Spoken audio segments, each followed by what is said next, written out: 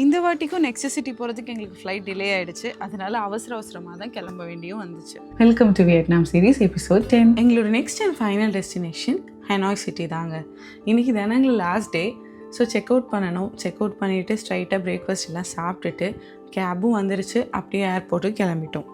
ஏர்போர்ட்டில் வந்து security check in எல்லாம் முடிச்சுட்டு வெயிட்டிங் டைமில் வந்து ஒரு காஃபியும் ஜூஸும் ஆர்டர் பண்ணி குடித்தோம். அதுக்கு 1,44,000 ஆச்சு. ஏன்னா ஃப்ளைட் ஏறி நம்ம அங்கே ரீச் ஆகிறதுக்கே லேட் ஆகிடும். திருப்பி சைட் சீயிங் வேறு இருக்குதுங்கிறனால முதலே நாங்கள் வந்து எங்களோட வயிறை ஃபில் பண்ணிக்கிட்டு அதுக்கப்புறமா தான் ஃப்ளைட் ஏறவே கிளம்பணும். ஃப்ளைட் ஏறினது என்னோட வேலை அகரனை சாப்பிட வச்சு தூங்க வைக்கிறது தான். ஒரு வழியாக அகரனும் தூங்கிட்டான். 1.5 மணி நேரத்தில் நாங்கள் ஹெனாய் ரீச் ஆகிட்டோம்.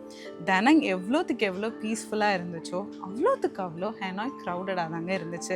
ஏன்னா அதுதான் வியட்நாமோட கேபிட்டல் சிட்டி. ஸோ ஹோட்டலுக்கு எங்களுக்கு இங்கேருந்து ஒரு 45 மினிட்ஸ் டிரைவும் இருந்துச்சு.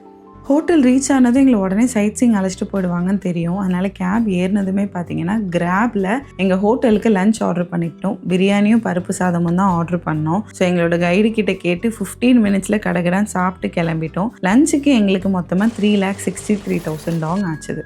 இன்றைக்கி வந்து லோக்கல் சைட் சீயிங் தான் பிளான் பண்ணியிருந்தாங்க. ஃபஸ்ட்டு எங்களை ஒரு டெம்பிள் அழைச்சிட்டு போனாங்க. எங்கள் கூட வந்து இந்த கைடுக்கு 50 வயசுன்னு சொன்னாங்க. செம்ம ஷாக்கு.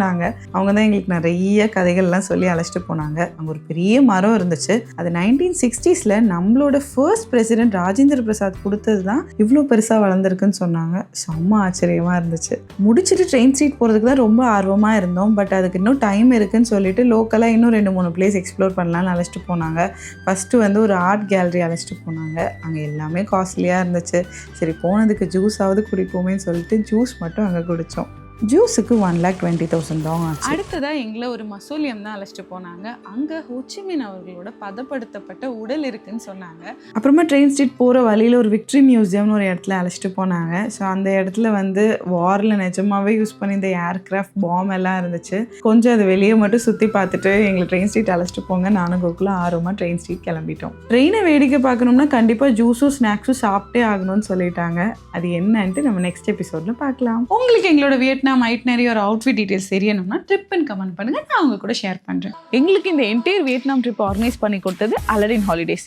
உங்களுக்கும் டொமஸ்டிக் ஆர் இன்டர்நேஷனல் ட்ரிப் எதுவாக இருந்தாலும் அதுக்கு ஒரு ட்ரஸ்டடான டிராவல் பார்ட்னர் தேடிட்டு இருக்கீங்களா? உடனே அலாடின் ஹாலிடேஸை ரீச் அவுட் பண்ணுங்க.